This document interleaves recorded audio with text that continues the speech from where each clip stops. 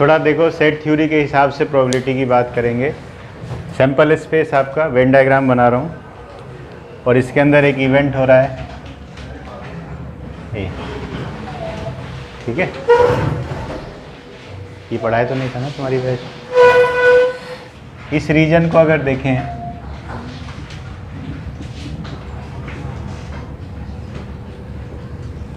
तो ये रीजन बता रहा है नॉन अकरेंस ऑफ ए नहीं हो। तो इसको लिखने का तरीका होता है ए बार से लिख सकते हैं, ए डैश से लिख सकते हैं, या ए सी से लिख सकते हैं। तो अब क्लियर कट है। देखो पी ए बार की अगर बात करें तो number of elements in A bar upon number of elements in sample space. इस रीजन की बात करें बेटा, ये है N S minus N A upon N S, divide कर दीजिए तो 1 minus N A by N S, और N A by N S हो जाएगा पी ए। ये पहले भी अपने को पता था, सिर्फ थ्योरेटिकली देखा, P A bar is equal to 1 minus P A. ठीक है यहाँ तक। अब देखो ध्यान से,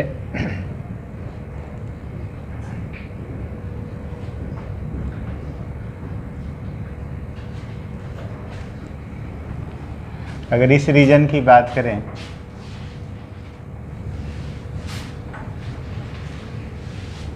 तो इस रीजन में कोई भी पॉइंट लो, ये क्या रिप्रेजेंट करता है?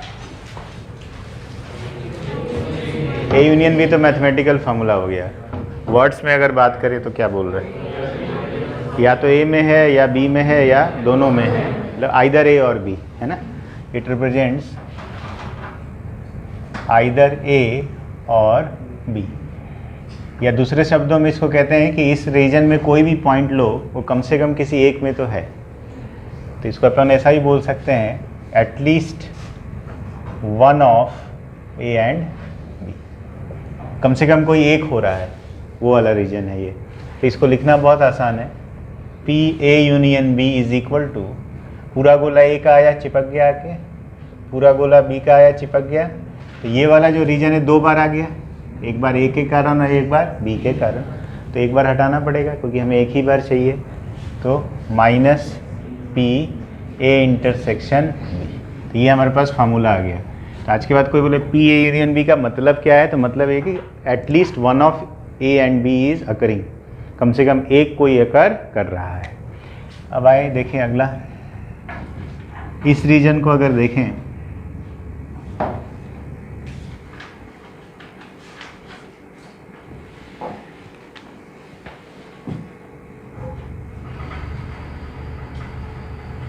व्हाट इज दिस, ओनली ए, है ना, ओनली ए, सिर्फ ए अकर कर रहा है, बी अकर नहीं कर रहा है। तो इसको देखो क्या लिखेंगे, बी, बोलो ए बी बार, ए हो एंड बी ना हो। इंटरसेक्शन की जगह आप डॉट भी लगाते हैं, चलता है ना। जैसे ए इंटरसेक्शन बी को ना, आजकल ए इंटरसेक्शन बी किताबों में कम ही मिलेगा आपको, पी ए बी मिल जाएगा, उसका मतलब वही है। तो ए बी बार मतलब ए इंटरसेक्शन बी बार, मतलब ए हो रहा है और बी नहीं हो रहा है, विच इज इक्वल टू पूरा गोला ए का आया और उसमें से ये रीजन हटाया। ये रीजन कौन सा है? पी ए बी, है ना। तो P A B bar which is only A which is equal to P A minus P A B. आ रही बात समझ में? अच्छा, अब इस रीजन को देखो। अच्छा, यहीं पर सिमिलरली मैं लिख देता हूँ अगर आपको समझ जाना, मतलब पी ए बार बी आएगा P B minus P A B, ये ओनली बी का है, ठीक। इस रीजन को देखो अब,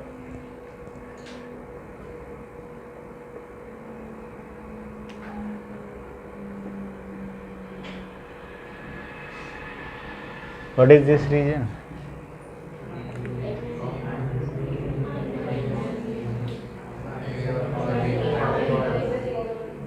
आइदर ए और बी तो हो चुका, ओनली ए और ओनली बी, ठीक है। और कुछ? हाँ, exactly one of A and B. Exactly one of A और बी। मतलब ए होगा तो बी नहीं होगा, बी होगा तो ए नहीं होगा, वो एटलीस्ट है और ये एग्जैक्टली वन है। लिखा क्या जाएगा पी ए बी बार और plus P A bar B, and that is equal to, दिख रहा है बोलो, P A plus P B minus 2p A B. ये दो बार आया, दोनों बार हटाना पड़ेगा, एक बार इसके कारण और एक बार इसके कारण। आ रहा है समझ में सबको? At least one, exactly one, only one. ठीक, समझ में आया? लास्ट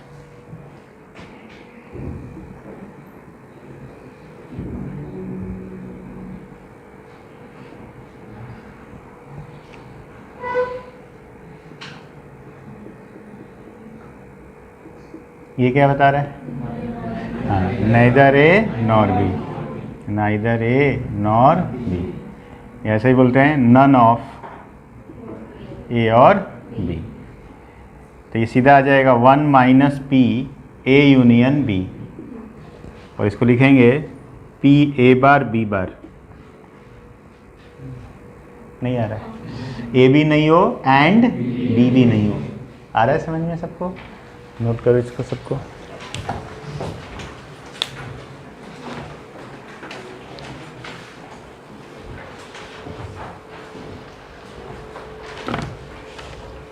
कोई मेरी कॉपी रखती है और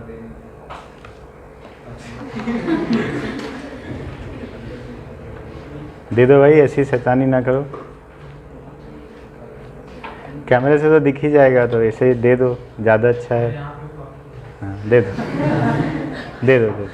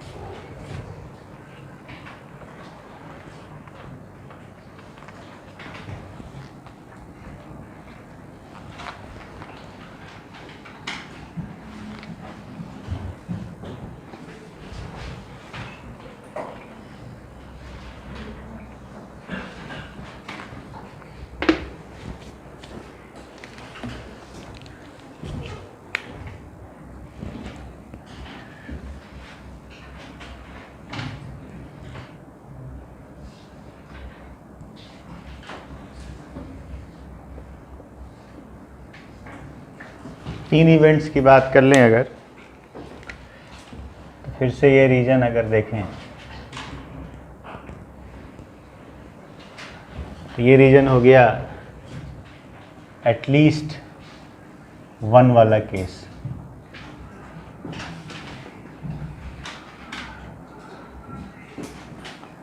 एटलीस्ट 1 या इधर ए और बी और सी दोनों एक ही बात है। लिखने का तरीका A union B union C, पूरा गोला ए का आया चिपका, पूरा गोला बी का आया चिपक गया, पूरा गोला सी का आया चिपक गया। तो ये वाला जो रीजन है जो ए और बी में कॉमन है 2 बार आया, तो एक बार हटाना पड़ेगा। तो पी ए बी, इसी तरह पी बी सी और इसी तरह पी सी ए। अब इस रीजन को देखो जो तीनों में है, एक बार इसके कारण आया, एक बार इसके कारण, एक बार इसके कारण, 3 बार आया, 3 बार गया, तो वहाँ होल हो गया। लेकिन वहाँ चाहिए मेरे को तो वापस चिपकाना पड़ेगा, तो plus P A B C, तो एटलीस्ट 1 ऑफ ए बी और सी। अगला देखो,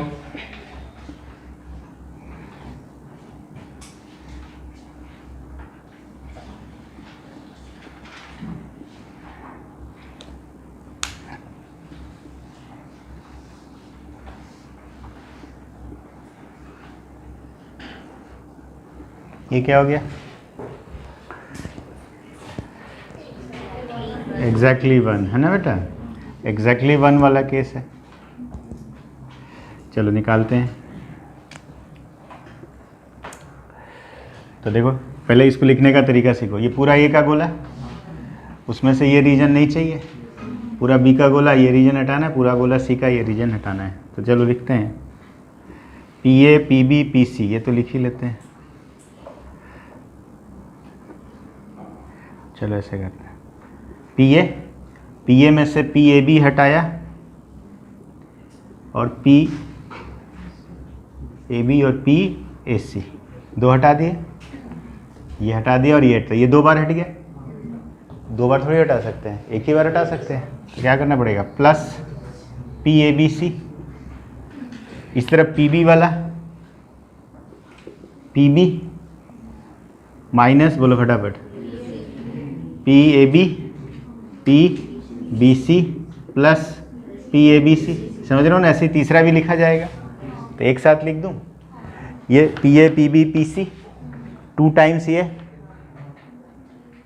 2 टाइम्स आएगा ना, क्योंकि पी सी में पी ए बी नहीं आएगा, पी सी में पी बी सी आएगा और पी ए सी आएगा। तो 2 बार पी ए बी, 2 बार पी बी सी, 2 बार पी सी ए और पी ए बी सी 3 बार ऐड होगा। आया कि नहीं आया? तो सीधा सीधा इसको ऐसे लिख सकते हैं,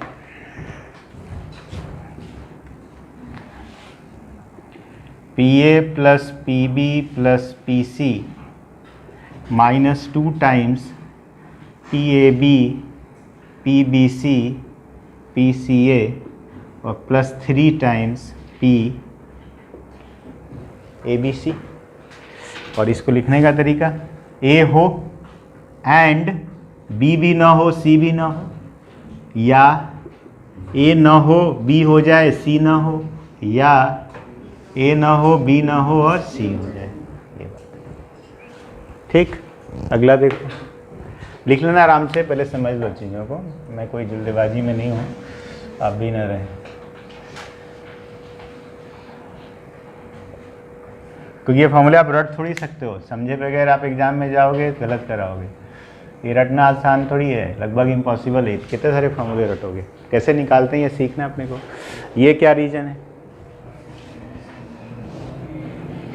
इस रीजन में कोई भी पॉइंट लो, कम से कम 2 गोले में है, तो एटलीस्ट 2 का केस हो गया, एटलीस्ट 2। देखो निकालते हैं, P A B P B C P C A, और ये वाला रीजन 3 बार आ गया, हमें 1 बार चाहिए तो 2 बार हटाना पड़ेगा।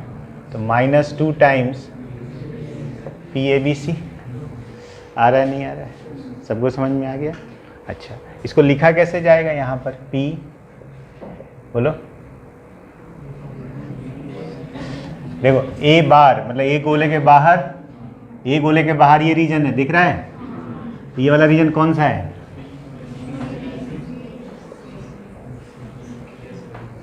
बोलो समझ में आ रही है? आया नहीं आया? इसी तरह ये वाला रीजन बोलो, पी ए बी बार सी, फिर ये वाला रीजन बोलो ए बार बी सी बार, और फिर ये वाला region plus P A B C.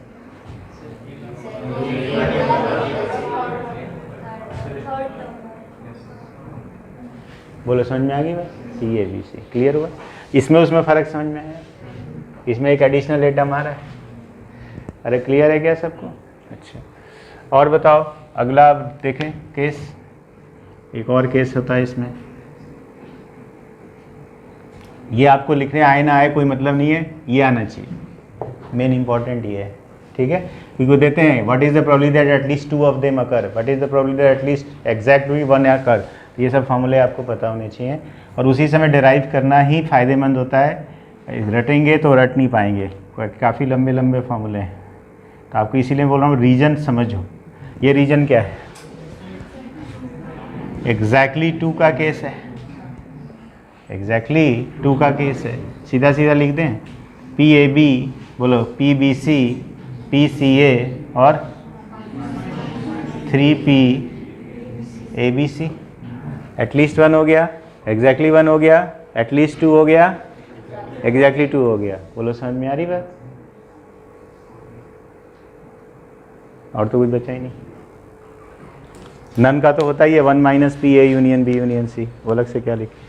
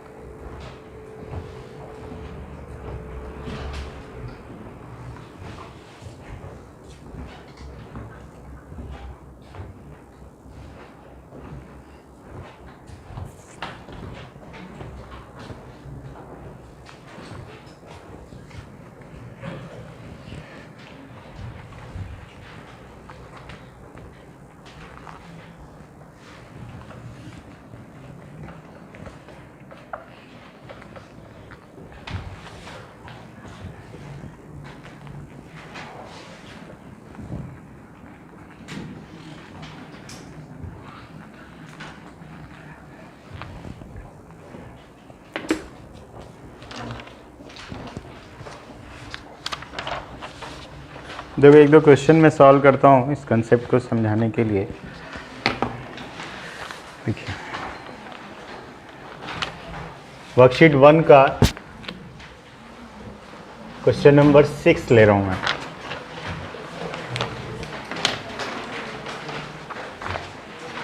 Worksheet 1 का क्वेश्चन नंबर 6 बोला है basket contains 20 apples and 10 oranges out of which 5 apples and 3 oranges are defective.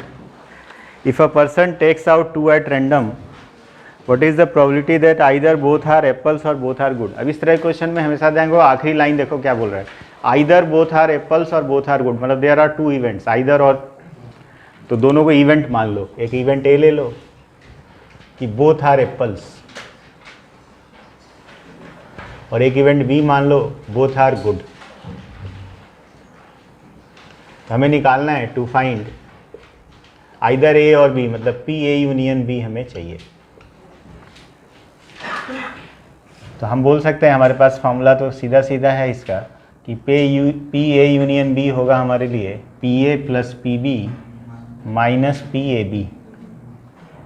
P A मतलब बोथ आर एप्पल्स, तो 2 फ्रूट निकाले दोनों एप्पल हो, कितने एप्पल हैं 20 है ना, तो 20C2 बाई टोटल हैं 30, तो बोथ आर एप्पल्स का probability plus both are good. Good fruits कितने हैं, गुड फ्रूट्स 22, गुड फ्रूट्स कितने हैं 22, टोटल 30 हैं, 8 डिफेक्टिव हैं, तो बचे कितने 22, तो 22 में से 2 और 30C2 माइनस ए बी, मतलब ए बी और बी हो, मतलब एप्पल भी हो और गुड भी हो, तो गुड एप्पल्स कितने हैं 15, तो 15C2 बाई 30C2 आ गया आंसर जो है।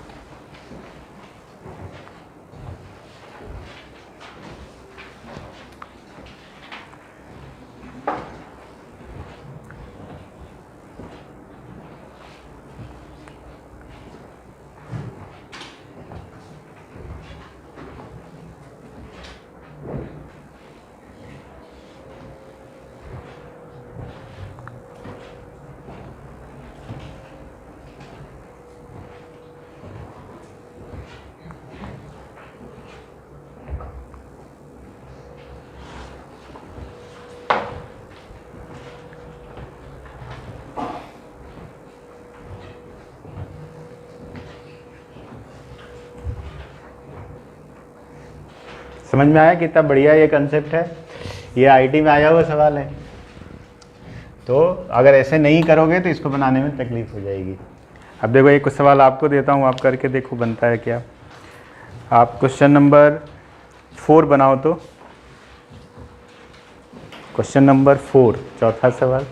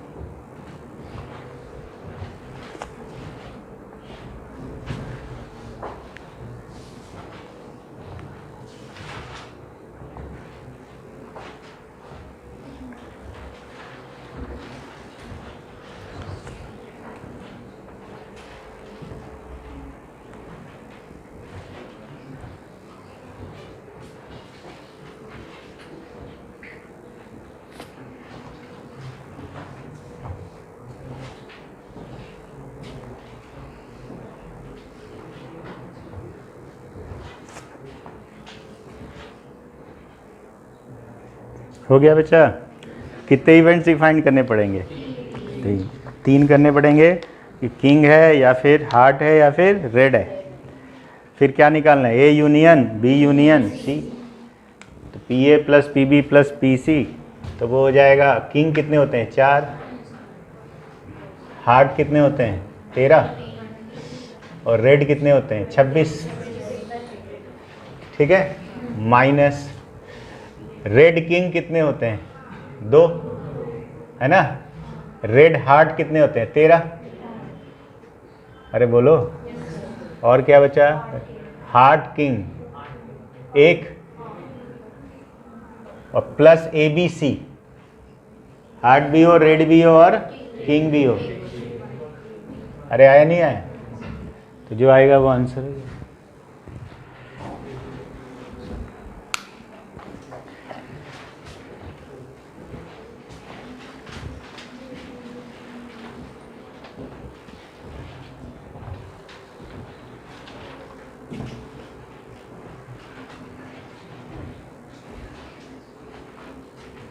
कर गया मैच आंसर?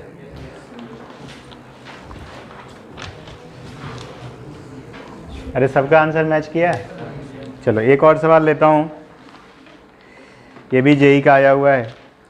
7वां सवाल पढ़ो तो जरा, क्वेश्चन नंबर 7।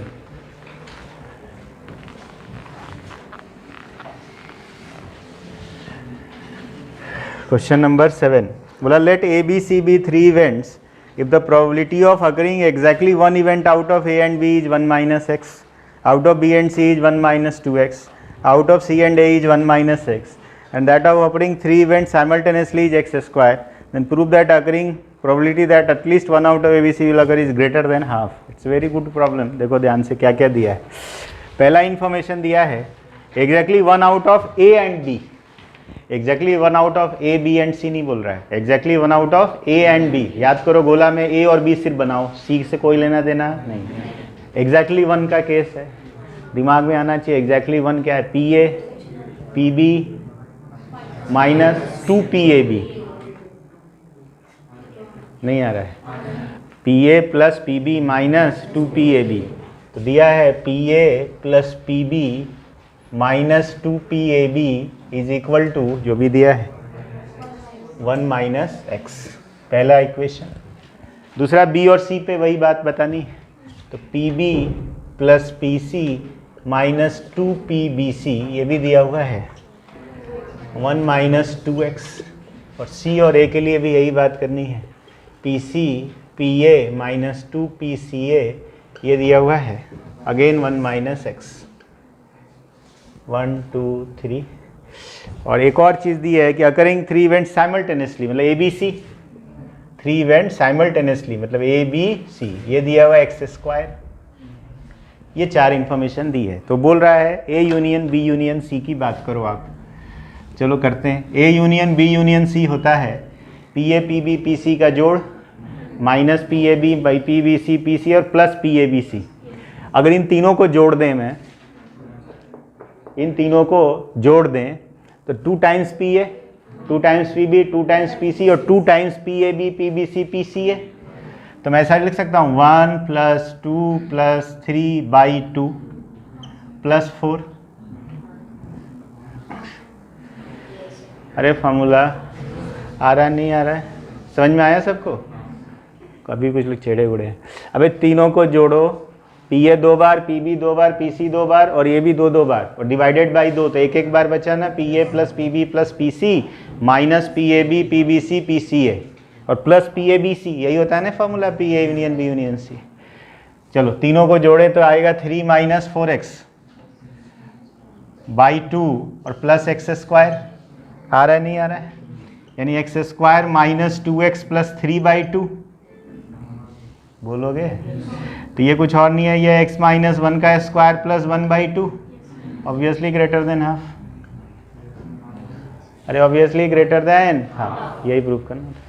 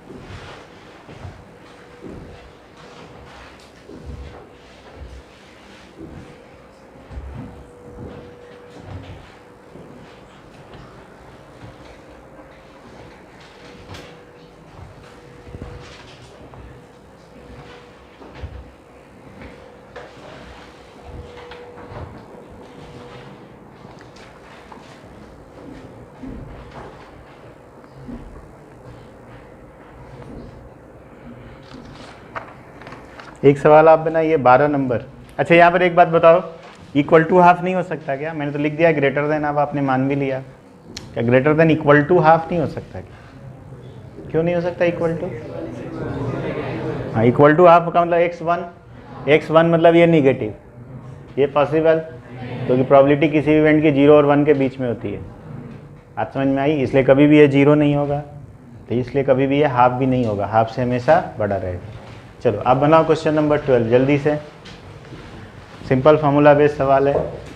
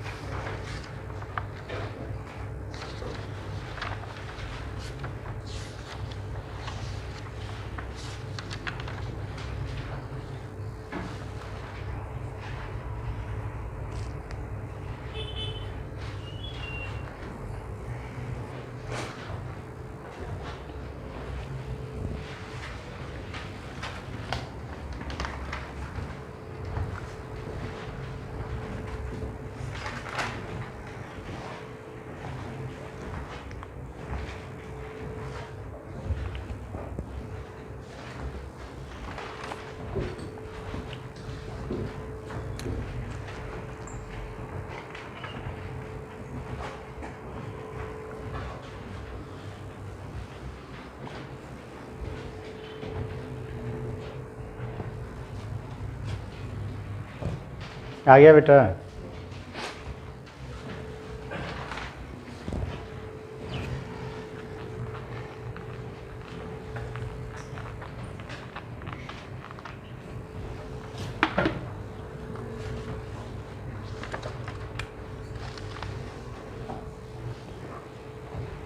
एटलीस्ट वन, मतलब PP plus PM plus PC -2 PM sorry, minus PPM, PMC, PCP plus PMCP is given as 0.75 मतलब 3/4. Equation number 1. इक्वेशन नंबर 2 दिया हुआ है एटलीस्ट टू याद है, PPC, PMC, PPM है ना, आगे माइनस 2P PMC 1/2. तीसरा इक्वेशन दिया है एग्जैक्टली 2 मतलब PPC, PMC plus PPM minus 3PPMC इस दिया है 40/100 2/5. और हमें PP plus PM plus PC निकालना है. चलो कोशिश करते हैं. 2 - 3 करते हैं. 2 - 3 इन दोनों घटा दें. तो आ जाएगा P of PMC is equal to half minus 2/5 यानी 10. 5 - 4 मतलब 1/10. समझ में आ रहा है. और बाई 2 इसकी वैल्यू यहाँ रख दो तो आया PPC plus PMC plus PPM minus 2/10 is equal to 1/2. तो ये आ जाएगा this equal to this plus this मतलब आ गया 7/10. आ रहा नहीं आ रहा. ये दोनों वैल्यूज़ आ गई. ये दोनों वैल्यूज़ उठा के इस इक्वेशन में रख दो तो आएगा PP plus PM plus PC minus 7/10 plus 1/10 is equal to 3/4. ये निकालना है तो ये उधर जाएगा प्लस, ये माइनस, ये प्लस. LCM आ गया कितना 20, ये 14, 2 और 15 27/20 27/20.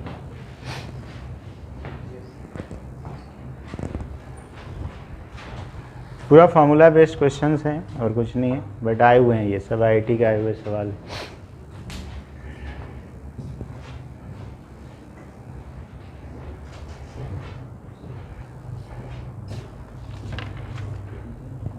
प्रोबेबिलिटी की वैल्यू 1 से बड़ी आ सकती है क्या?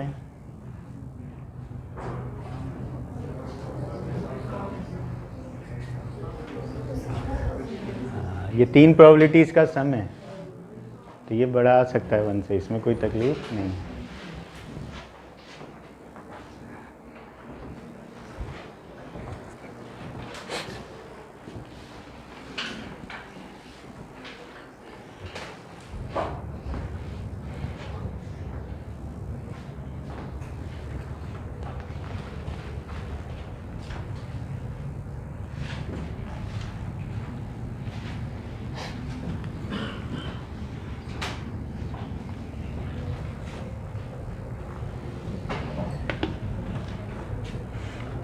अब देखो आखिरी चीज़ प्रोबेबिलिटी की जो सिलेबस में नहीं है, आज तक IIT में आए भी नहीं, बट मैं पढ़ाता हूँ हर साल, इस साल भी पढ़ा दूंगा. Geometrical probability.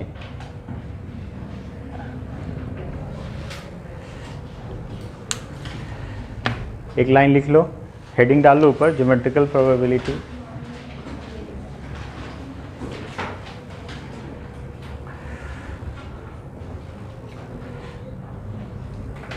when number of elements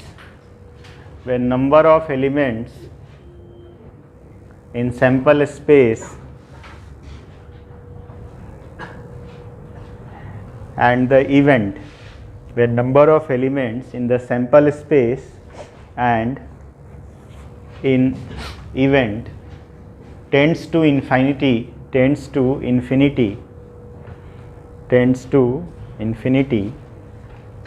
that is both sample space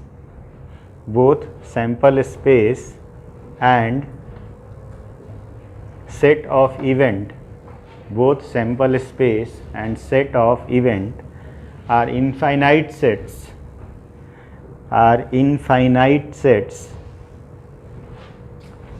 continuous in nature, we use the concept of geometrical probability.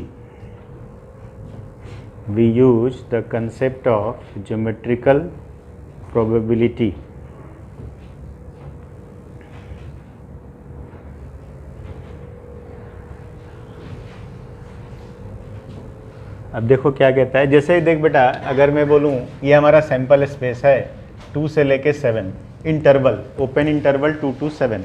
अब 2 to 7 ओपन इंटरवल में कितने रियल नंबर्स हैं? इनफाइनाइट, कंटिन्यूअस है नेचर में। तो इस तरीके का कुछ बनने लगा तो फिर हम काउंट तो कर नहीं पाएंगे जो अभी तक कर रहे थे, तो फिर कैसे निकालेंगे? वही ज्योमेट्रिकल प्रोबेबिलिटी सिखाता है। 3 तरीके के इवेंट होते हैं, हम 2 ही आपको पढ़ाएंगे, इनफैक्ट 2 में भी कभी आया नहीं है आज तक। पहला 1 डायमेंशनल केसेज होते हैं। 1 डायमेंशनल केसेज में प्रोबेबिलिटी ऑफ द इवेंट जो है निकाला जाता है इस तरीके से, फेवरेबल लेंथ अपॉन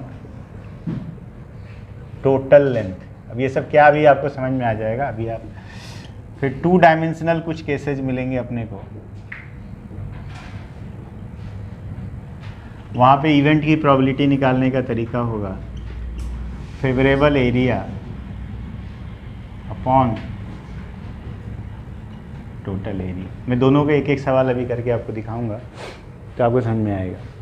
अब मैं क्या है ज़रा समझो, मैं एक क्वेश्चन पिक करके आपको बताता हूँ ये है क्या चीज़। देखो जैसे आपकी शीट से क्वेश्चन ले रहा हूँ,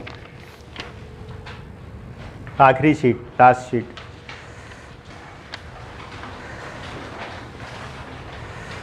लास्ट शीट का क्वेश्चन नंबर 12 ले रहा हूँ, 12 नंबर सवाल।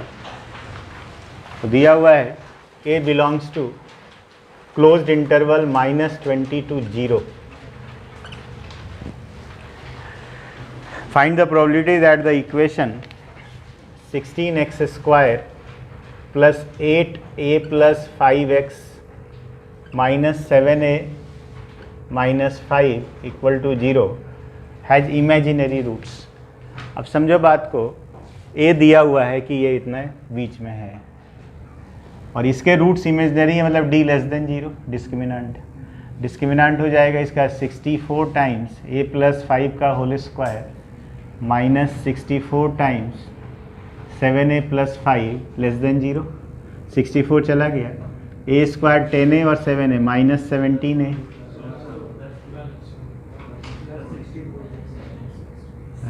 प्लस होगा क्या? तो a स्क्वायर तो 10 और 7 प्लस होगा क्या? 2 5 जा 10a आएगा ना, और प्लस 7a 17a और 25 प्लस 5 30। ठीक है, तो इसके फैक्टर बन के दिख रहे हैं a प्लस 2 a प्लस 15, यानी a आ गया -15 से -2। ये हमारा फेवरेबल केस है, इवेंट होने के लिए a को इसमें होना चाहिए, और ये हमारा टोटल पॉसिबल केस है, मतलब ये हमारा सैंपल स्पेस है और ये हमारा इवेंट है। और 1 डायमेंशन का केस है क्योंकि एक ही वेरिएबल है a। तो फेवरेबल लेंथ कितनी हो गई? इसकी लेंथ बताओ, लेंथ, इस इंटरवल की लेंथ कितनी है? 13। लेंथ कितनी है? 13, और इसकी लेंथ कितनी है? 20। तो प्रोबेबिलिटी हो गई 13/।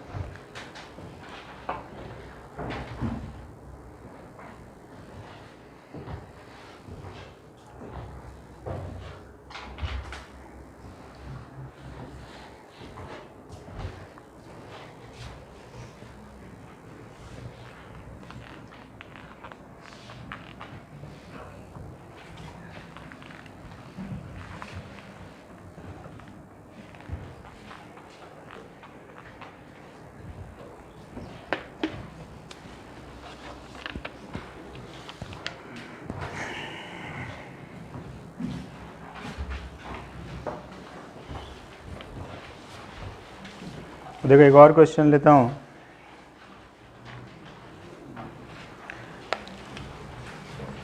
क्वेश्चन नंबर 14 पढ़ लो एक बार।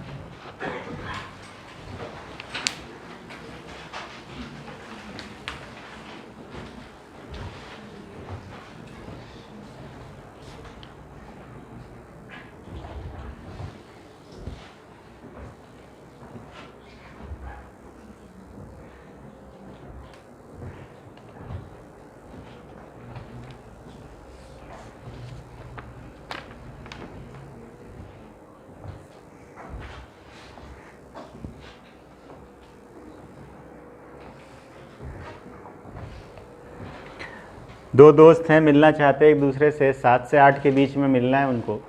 जो भी पहले आएगा वो 15 मिनट वेट करेगा और फिर चला जाएगा। जो भी पहले आए, कोई भी पहले आ सकता है, कोई भी बाद में आ सकता है। तो इसकी क्या प्रोबेबिलिटी है कि दोनों मिल जाएंगे। तो 7 से 8 के बीच में मिलना है। तो सोचो, देखो माना हमने कि रवि 7:x पर आया, 7:x पे आया। वो x कुछ भी हो सकता है, 0 से लेके 60 तक। और एक विनीत है, विनीत ही है ना, 7:y पर आया। तो ये पक्का है कि इन ऑल हम बात करें तो x का रेंज 0 से 60 है और y का रेंज भी 0 से 60 है। और अब फेवरेबल की बात करें तो दोनों को मिलाना है, तो दोनों के बीच का टाइम डिफरेंस 15 से कम होना चाहिए।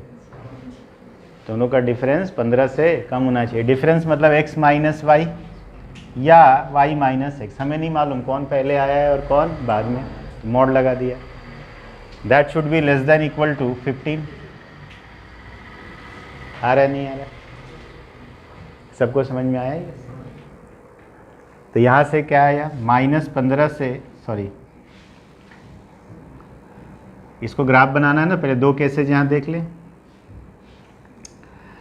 कि x minus Y greater than equal to -15 and x minus Y less than equal to 15।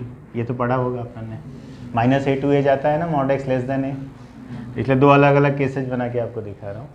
x minus Y greater than equal to मतलब x minus Y plus 15 greater than equal to 0 and x minus Y minus 15 less than equal to 0। ये हमारा favourable case हो गया और ये हमारा total case है। अब हम इसको ट्रेस करते हैं। 2D का केस है, ऑब्वियस ही बात है, x और y दो वेरिएबल्स हैं। देखो ये रहा x, ये रहा y, ये रहा ओरिजिन। ये हो गया x इक्वल टू 60 और ये हो गया y इक्वल टू 60। ये पॉइंट हो गया 60, 60। ये पॉइंट हो गया 60, 0। ये पॉइंट हो गया 0, 60। ये हमारा सैंपल स्पेस है, इसी के अंदर हमें काम करना है। तो हमारा टोटल एरिया तो हमें पता हो गया 3600, 3600। अब फेवरेबल के लिए इसको ट्रेस करते हैं। तो पहले इस लाइन को बनाते हैं, ये वाली लाइन इक्वल टू को केस देखते हैं आपको कैसे ट्रेस करते हैं। देखो x minus Y plus 15 equal to 0 बनाते हैं, बनाए। तो ये बेसिकली है क्या, x minus Y equal to -15। मैंने बोला ना बार बार इंटरसेप्ट फॉर्म में लिख लिया करो, सबसे आसानी से बना दोगे लाइन। तो x पे -15 का और y पे 15 का। तो x पे -15 का मतलब यहाँ कहीं, बोल बेटा, और y पे 15 मतलब यहाँ कहीं। ऐसी लाइन गई होगी, इसको कहीं मिली होगी या इसको मिली होगी, देख लेते हैं। अगर हम इसको y को 60 रखें, y को क्या रखें 60, तो x क्या आएगा 45। मतलब ये 45 मतलब यहाँ कहीं मिला होगा। आया नहीं आया, समझ में आया आप लोगों को? ये पॉइंट कौन सा हो गया 0, 15 और ये 45, 60। समझ में आया कि नहीं आया? लाइन पूरी बनाने की ज़रूरत नहीं है, समझ रहे हो ना, क्योंकि ये वाली लाइन से हमको कोई लेना देना नहीं है, क्योंकि हमें जो भी काम करना है इसके अंदर करना है। लेकिन हमें क्या चाहिए, तो ओरिजिन बस चेक कर लेते हैं। अगर इसमें ओरिजिन रखें तो क्या आएगा पॉजिटिव, और हमें चाहिए भी क्या पॉजिटिव। मतलब किस तरफ की साइड चाहिए, ओरिजिन वाली, तो इस तरफ। लाइन के किधर, इधर। आ रहा है समझ में कैसे निकाला? हमने इक्वल टू बना लिया और ओरिजिन रखा तो क्या आया पॉजिटिव, और हमें पॉजिटिव ही चाहिए था, तो वो लाइन के पॉजिटिव वाले साइड मतलब ओरिजिन वाले साइड, तो ओरिजिन के साइड वाला रीजन चाहिए। ये वाली लाइन देखो x minus Y equal to 15, तो x बाई 15 प्लस वाई बटे माइनस 15 इक्वल टू 1, तो x को 15 जीरो और y को माइनस 15 जीरो, मतलब इधर से लाइन जाएगी बेटा, है ना, 15 जीरो पे कट करेगी इसको, और सेम लॉजिक से समझ रहे हो इसको यहाँ कट करेगी। आ रहा नहीं आ रहा है? ये पॉइंट हो जाएगा बोलो 60,45 और ये हो जाएगा 15,0। आ रहा है समझ में? अब ओरिजिन रखो इसमें, तो ओरिजिन रखने पर ये क्या देगा निगेटिव, हमें क्या चाहिए निगेटिव, मतलब ओरिजिन के साइड वाला साइड, तो ले देंगे हमें फेवरेबल एरिया ये हो गया। समझ में आ रहा है सबको? फेवरेबल यही होगा ना बेटा, और ये हमारा क्या है टोटल, तो आंसर निकालें प्रोबेबिलिटी का। टोटल हो गया 3600, पल्ले पड़ रहा है, टोटल हो गया 3600। अब ये निकालने के लिए अच्छा है कि टोटल में से ये दोनों हटा दें, तो टोटल कितना है 3600 माइनस ये ट्रायंगल का एरिया 45, ये भी लेंथ 45, 45 गुना 45 बटे 2 इंटू 2, कुछ बोलोगे, तो 45 का स्क्वायर और ये है 60 का स्क्वायर, अरे ठीक है, और ये भी है 60 का स्क्वायर, चलेगा। सो 1 माइनस 45/60 का स्क्वायर 15 से कट जाएगा, 3/4 यानी 1 माइनस 9/16 यानी 7/16। This is the required probability.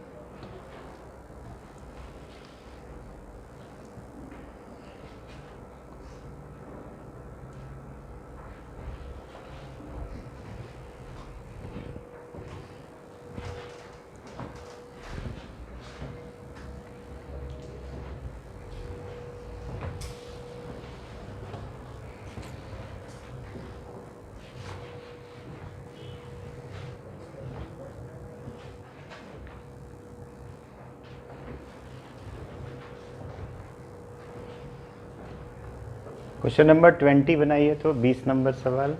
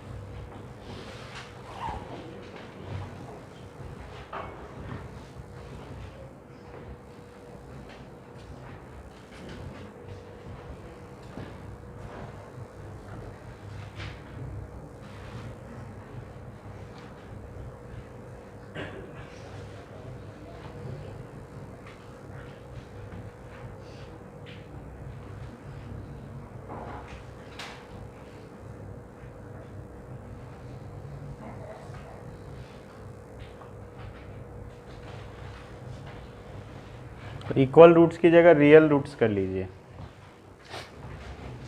Equal roots की जगह रियल रूट्स।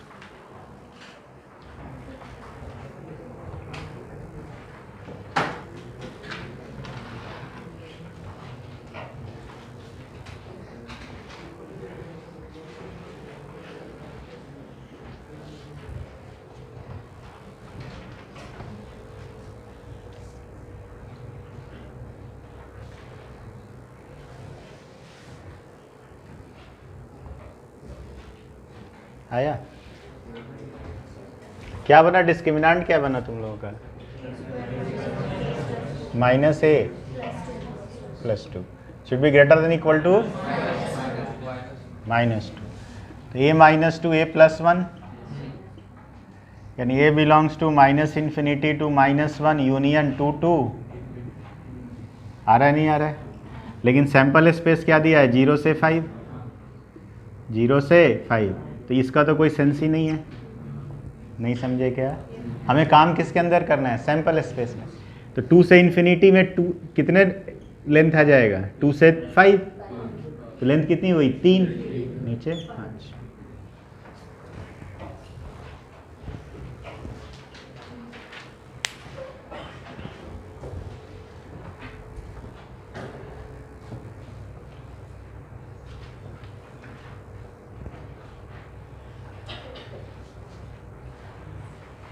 उन्नीस बनाओ। 19 नंबर सवाल।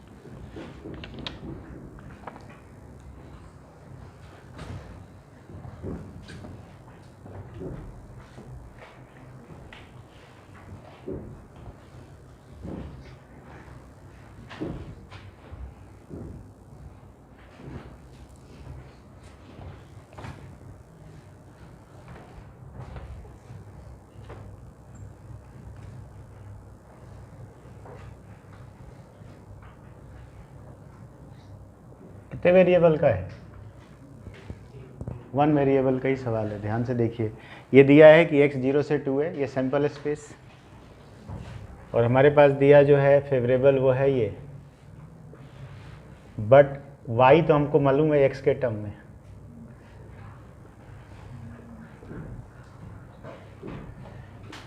फोर इधर ले आइए, 8ax minus 4x square greater than 3a square, so 4x square minus 8ax plus 3a square less than 0।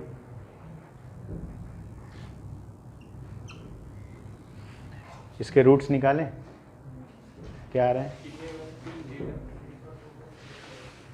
3a/2 आ रहा है, यानी 2x माइनस 3a और x minus 2x minus a।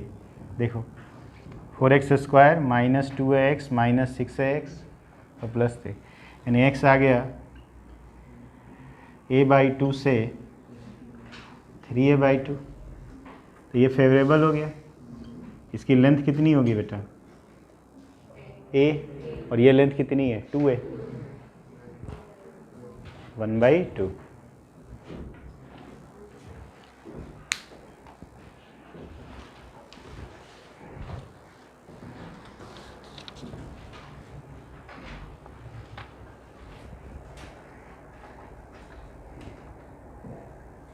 देखिए तो 16 नंबर अच्छा सवाल है, ट्राई करिए। 1616।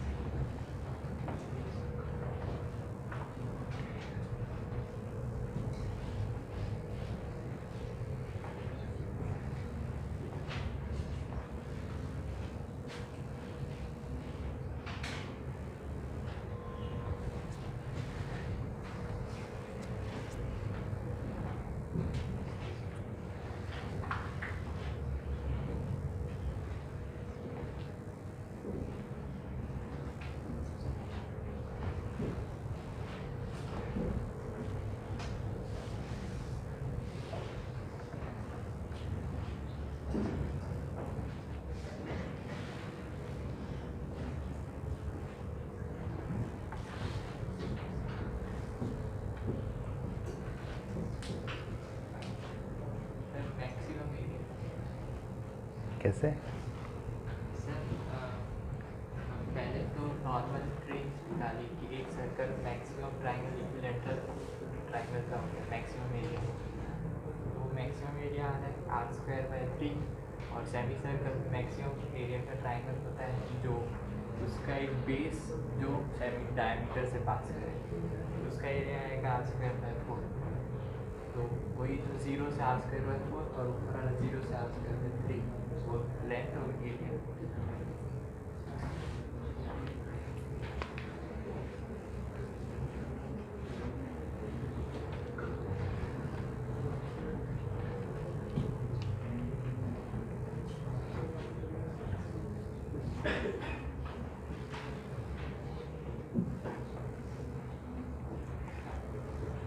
देखो मैं एक दूसरा तरीका बता रहा हूँ।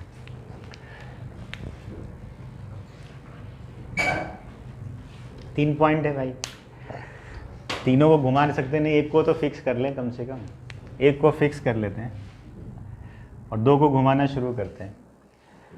तो टोटल देखो मैं क्या बोल रहा हूँ, 3 पॉइंट है। ए बी को मैं x मान रहा हूँ और ए सी को मैं y मान रहा हूँ, लेंथ। तो जैसे यहाँ पे b आ गया, यहाँ पे c आ गया, तो अपना काम बन गया। आगे यहाँ से यहाँ तक की लेंथ पाई r है, ये वाली लेंथ अपन ने x मानी है यहाँ से यहाँ तक, और ये वाली लेंथ अपन ने y मानी है। तो फेवरेबल केसेस लिख रहा हूँ पहले तो, कि x पाई r से छोटा हो और y भी पाई r से छोटा हो, अपनी बात बन गई। ये समझ में आया कि नहीं आया? अच्छा, ये भी वन ऑफ द केसेज है, यही सारा कुछ नहीं है, क्योंकि सेमी सर्कल खाली ये थोड़ी होगा, इधर भी तो आ सकते हैं ना। अब देखो दूसरा केस, ये रहा A, ये रहा B, ये रहा C, तो भी काम चल गया। ये लेंथ x है भाई और ये लेंथ y है। ये लेंथ क्या है x और ये क्या है y। ये नहीं कि अब इधर से मेजर करने लगे, डायरेक्शन सेम रखना पड़ेगा। आई बात समझ में? यानी x अगर पाई r से बड़ा हो और y भी पाई r से बड़ा हो तो भी बात बन जाएगी, तो भी सेम सेमी सर्कल पे आ जाएंगे। और कुछ एक और है, कोई बताएगा? ए हाँ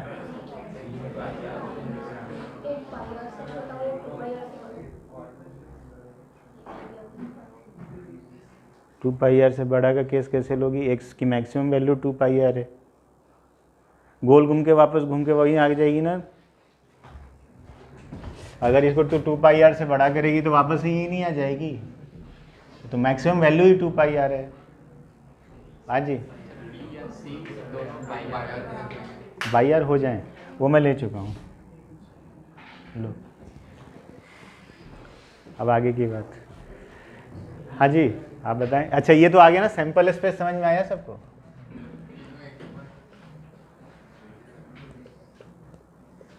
है ना, ये तो सैंपल स्पेस है। एक और केस बचा है, एक के ऊपर एक, वो सब आ चुका है इसमें। इसमें कहाँ मैंने लिखा है x not equal to y, कहीं लिखा है?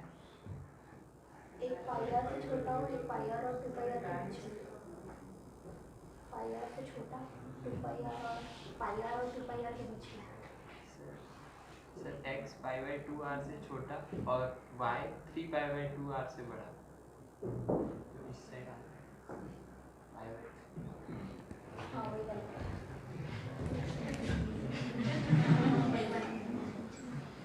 देख B के थ्रू एक डायमीटर जाएगा कि नहीं जाएगा? B के थ्रू भी जाएगा। ये x है भैया, अगर C यहाँ कहीं आ जाए तो भी काम बन जाएगा। अरे नहीं आ रहा है, ये भी तो सेम सेमी सर्कल है। ये केस कौन सा है? ये केस हो जाएगा y minus x should be greater than pi R, कुछ बोलोगे? y minus x should be greater than pi R, कुछ बोलोगे? मॉड लगाऊं क्या? ऑब्वियस ही बात है, इसमें क्या सोचने वाली बात है? तो सोचो सैंपल एस में स्क्वायर बनेगा, अरे स्क्वायर बनेगा ना। तुम लोग का होश उड़ गया, खैर आता नहीं आईआईटी में, टेंशन मत लो। 0 2 पाई आर याद है बेटा?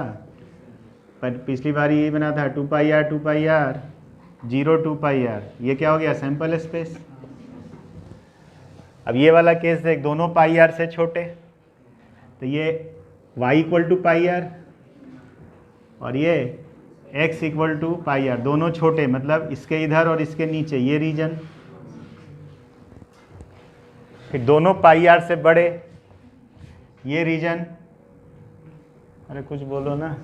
और एक ये लाइन बनाने आती है आपको, y minus x equal to pi R, बना लोगे तो वहाँ से भी आधा इसका आ जाएगा।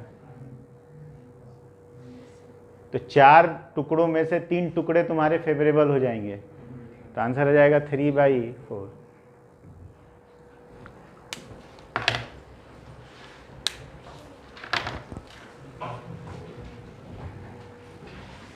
ये वन ऑफ द मेथड्स है। एक मेथड वो ऑलरेडी कर चुके हैं, इसलिए मैंने वो बताया नहीं। एरिया से करा इसने, मैक्सिमम पॉसिबल इक्विलेटरल ट्रायंगल का एरिया और फेवरेबल राइट एंगल का एरिया।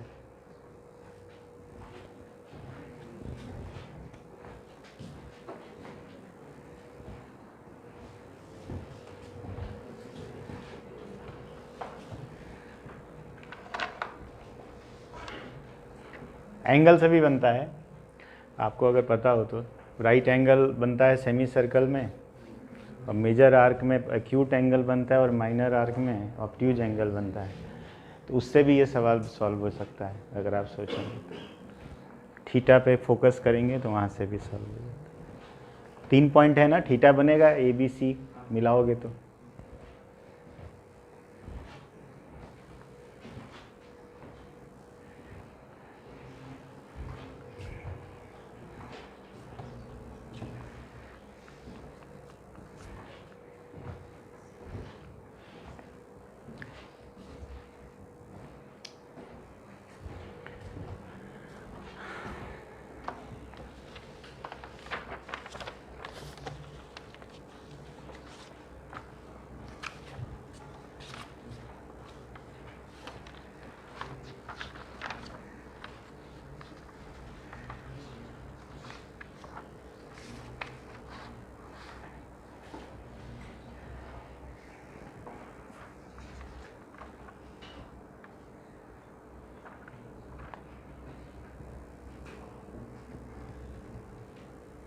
कुछ क्वेश्चंस बोल रहा हूँ, ये कैंसिल मतलब काट लीजिए, इस पर टाइम वेस्ट मत कीजिएगा, ये आपके काम के ज़्यादा है नहीं। आप कभी मेंस वगैरह क्वालिफाई कर लेंगे तो एडवांस के टाइम पे सवाल आपसे बनवा लूँगा मैं। वर्कशीट 5 में क्वेश्चन नंबर 5, 6, वर्कशीट 5 में क्वेश्चन नंबर 5, 6। आपको शौक है तो बनाइए, मैं रोक नहीं रहा हूँ, मैं डाउट भी बता दूंगा, बट टाइम वेस्टिंग है, अभी मेंस लेवल से बहुत ऊपर की चीज़ है ये। वर्कशीट 5 में 5 और 6, और वर्कशीट 6 में 12 से 15, वर्कशीट 6 में 12 से 15। और एक क्वेश्चन गलत प्रिंट हुआ है, वो भी काट लीजिए। वर्कशीट 7 में क्वेश्चन नंबर 18।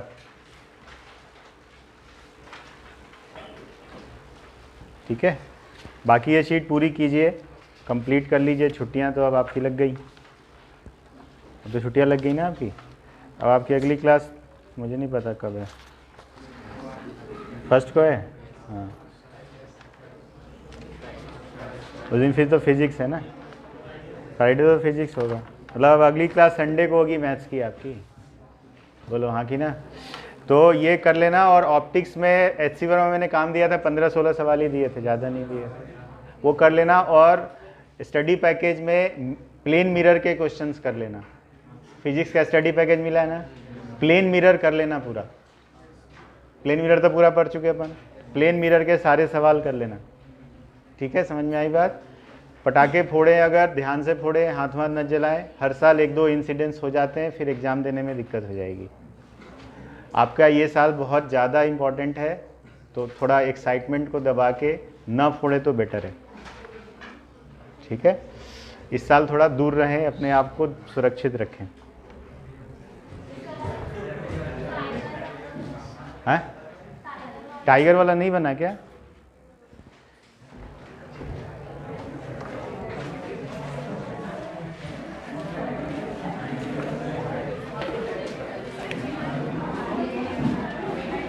देखो ध्यान से, अरे आवाज़ नहीं करो।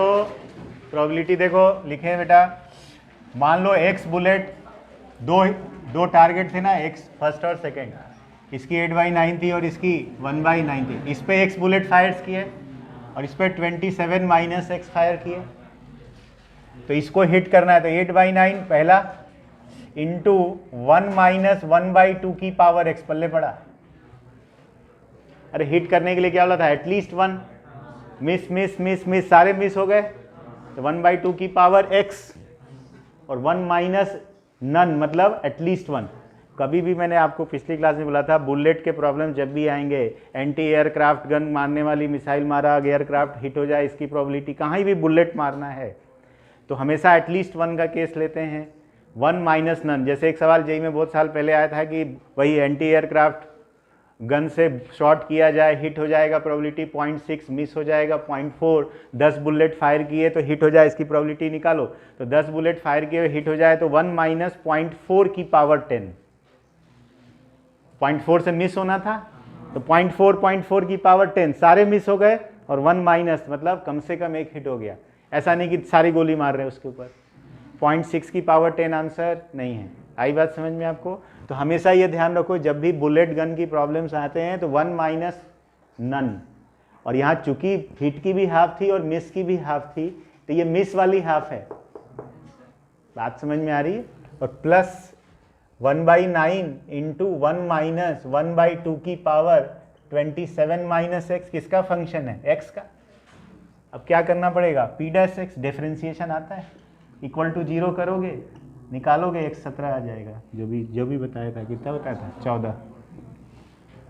अरे मैक्सिमम मिनिमम आता है ना, डिफरेंशिएशन a की पावर x का आता है, सिखाया था, बस हो जाएगा, कर लेना।